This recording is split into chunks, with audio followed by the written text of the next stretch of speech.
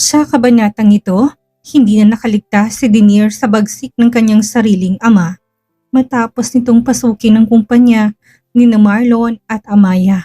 Dahil sa takot na patayin si Demir nang itinuturing na Black Phantom ng Black Dragon. Mismong ang ama na nitong si Mike ang nagpakulong sa sarili niyang anak upang isave ang buhay nito.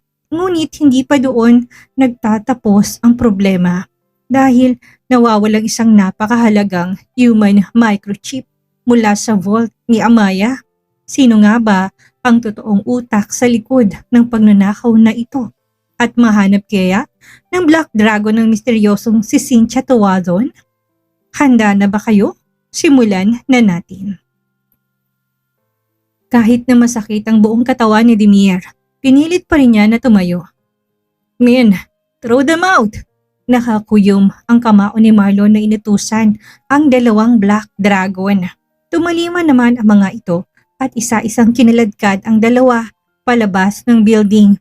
Nalaki ang mga mata ng mga empleyado dahil sa bilis ng pangyayari.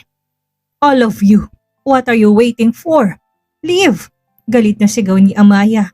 Sumisikip ang dibdib niya sa nakikitang binababoy ng mga ito ang kumpanya ng asawa niya.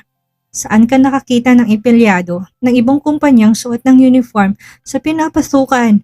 Tinatapakan nila ang dignidad ng Whitman Empire. Natarantang nagsialisan ang lahat ng mga empleyado sa takot na baka mangyari din sa kanila ang nangyari sa kanilang boss. 3 minutes later, nasa Ashlon Holdings Inc. building na si Demir. Paika-ika naglakad siya papunta sa opisina ng kanyang ama. Umiinom ito ng wine habang nakatingin sa kabuuan ng syudad na kinatitirikan ng company building.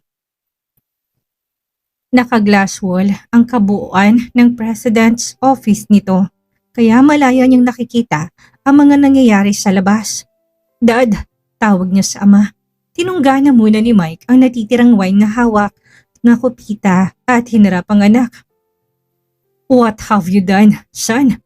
Madiin niyang tanong habang papalapit sa anak.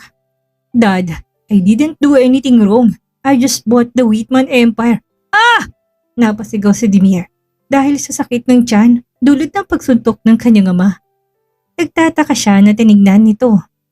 "Dad, why?" Naiyak niyang tanong.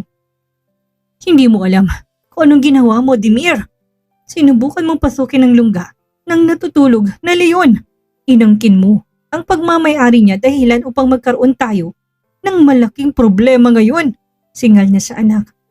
"But Dad, wala nang magagawa ngayon si Marlon dahil ako na ang nagmamay-ari ng kumpanya niya at ng kanyang asawa," pagdadahilan nito.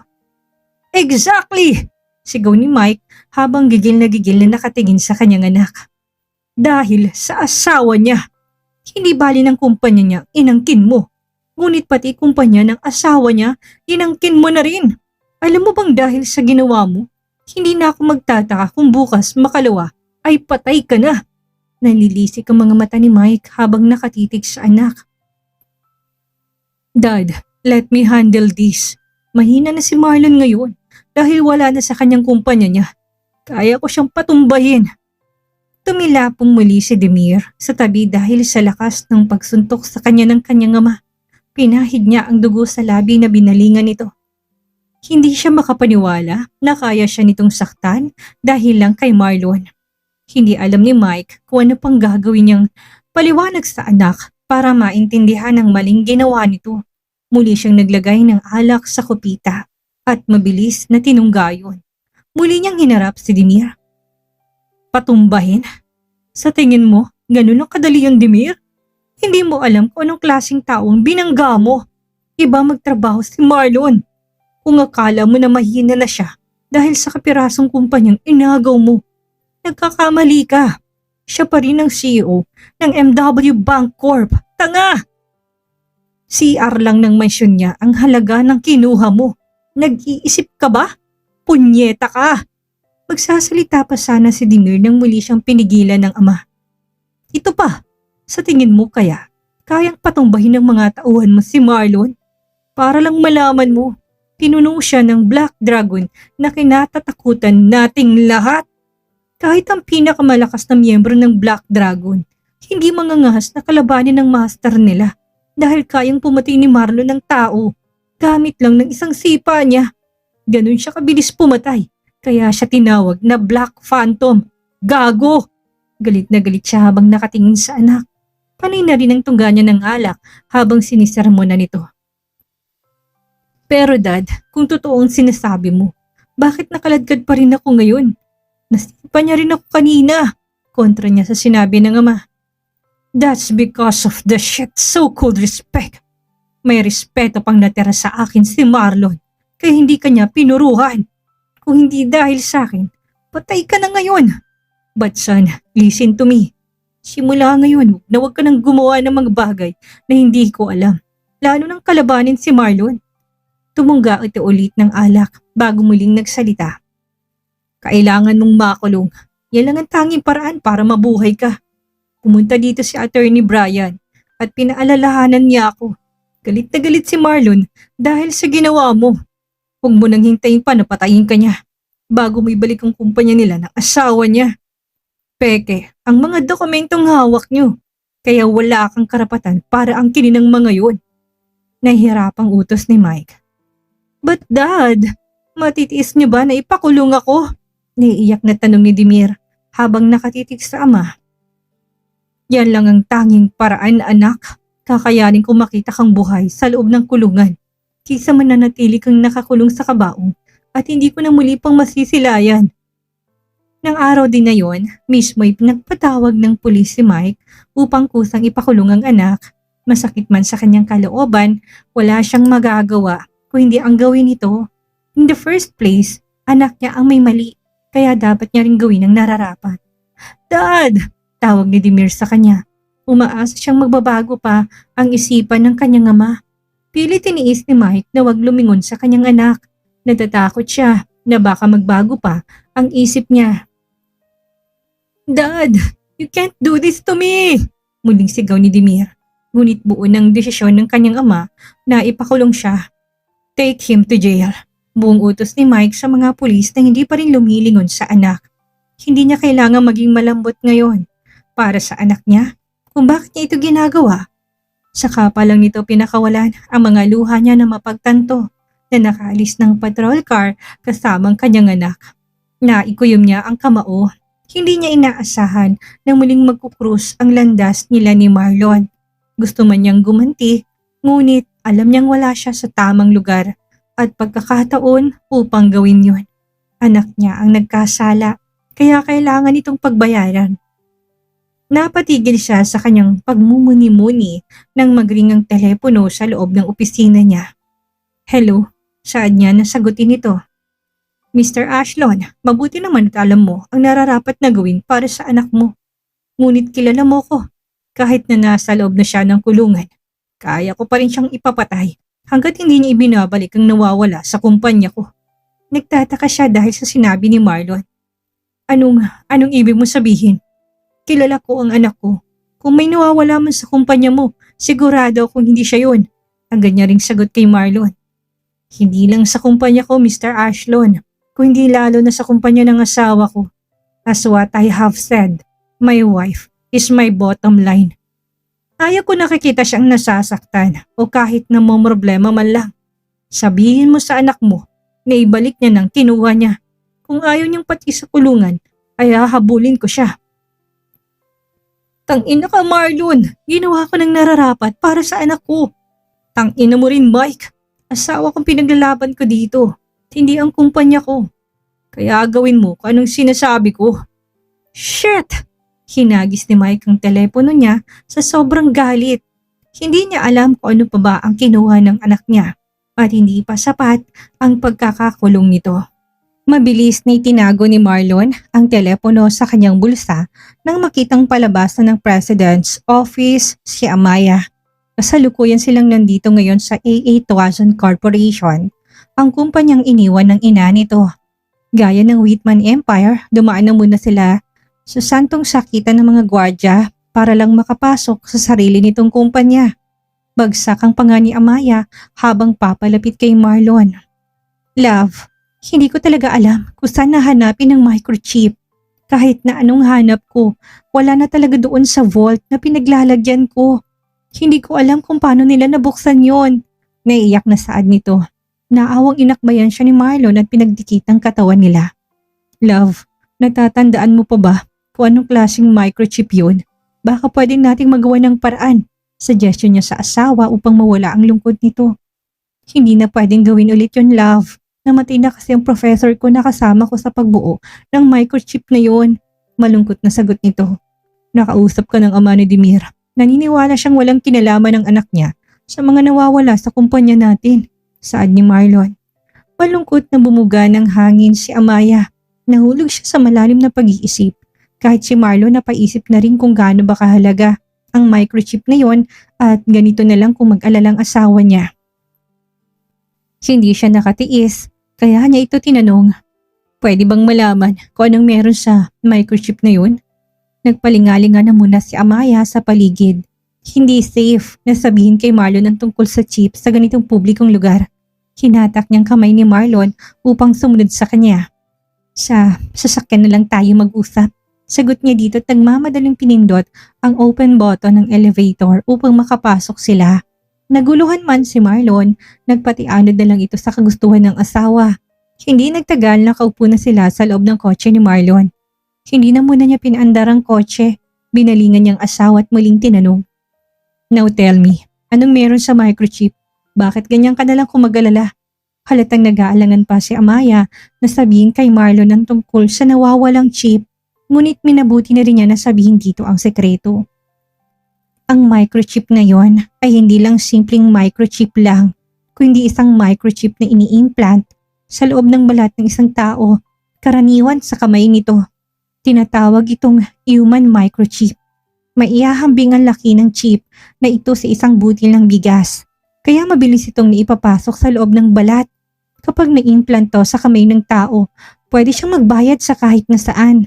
Sa tindahan man o sa restaurant, sa tren man o sa bus, kahit na anong pwedeng bayaran. Magiging madali na lang dahil sa chips na yon. Maikling paliwanag ni Amaya. Namangha si Marlon habang ini-imagine ang sinasabi nitong microchip.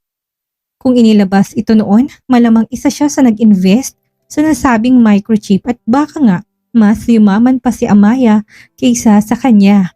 Kung binalingan niya ito at tinanong, ganun kagandang imbensyon yun ng prof mo. Bakit hindi mo nalang sinubukan na i-launch ang tungkol sa microchip na ito noon? Curious niyang tanong. Kung may advantage ang chip na yon, meron din namang disadvantage. Hindi naman totally na disadvantage pero depende pa rin sa tao. Oo, mapapadali at secured ang pagbayad mo kahit saan, ngunit kailangan din isaalang-alang ng taong pag-implant ng chip sa loob ng balat nito. Dahil masakit ito lalo na kapag nakurot ng hindi sinasadyang balat mo sa parte kung saan ito naka-implant. Isa yan sa naging factor ko kung bakit hindi pa namin na-ilo-launch yan sa market. Dahil marami pa kaming sinasaalang-alang na seguridad ng tao. Nagkataon pa na namatay si Professor Yuen, kaya nanatili muna ang chip ngayon sa safety vault. Ang nakapagtataka dahil ako lang naman ang nakakaalam ng code ng vault.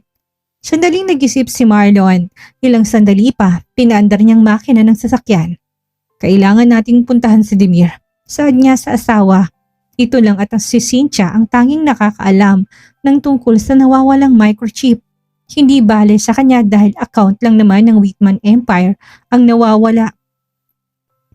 Totoong malaki rin ang nawala sa kanya dahil bilyon din ang laman ng account na yon. Plus may mga shareholders pa siyang dapat bayaran na kasama sa nawawalang account na yon. Pero plano niya nang ipadelete ang account na yon upang hindi mapakinabangan ng sino ang kumuha. Samantalang sa loob ng kulungan, tulala si Demir na nakaupo sa sulok nang biglang bumukas ang pintuan at niluwa ang mukha ng jail guard. Tinawag siya nito. May bisita ka, wika nito. Tumayo si Demir at kinungong labasan ng pintuan. Ang kaninang malungkot niyang anyo ay lumiwanag nang makita ang ama na nakaupo at naghihintay sa kanya sa visitors area. Malapad ang kanyang ngiti na nilipitan nito. Dad, nandito po ba kayo para ilabas ako? Sinasabi ko na nga ba, hindi niyo ako matitiis eh. Natutuwa niyang tanong sa ama. No, son. Ibang pakay ko sa'yo kung bakit ako nandito. Malungkot na sagot ni Mike sa anak. Biglang gumuhit ang pait sa mukha ni Dimir habang nakatingin sa ama. Kung ganun, bakit kayo nandito? Halata sa kanyang mukha na pinipigilan niya lang na umiyak. Dimir, may kinuha ka ba ng mga importanteng gamit or kahit na ano sa kumpanya ni Marlon at ng asawa niya? Direktang tanong nito. Nagsalubong ang kilay ni Dimir na tumingin sa ama. Dad, pinuntahan niyo lang ba ako dito para akusahan ako? Sa lahat ng taong nakakilala sa akin, kayo lang nakakaalam na hindi ko kayang gawin yan. Bakit ko pa pag-iisipang nakawan ng kumpanya na binili ko na? Napaisip din si Mike sa sagot ng anak. Ngunit parang ayaw pa rin niyang maniwala dahil lately, nag-decide lang ito nang hindi niya alam. Anak, hindi naman sa pinagdududahan kita. Ngunit itatanong ko ulit ito sa'yo.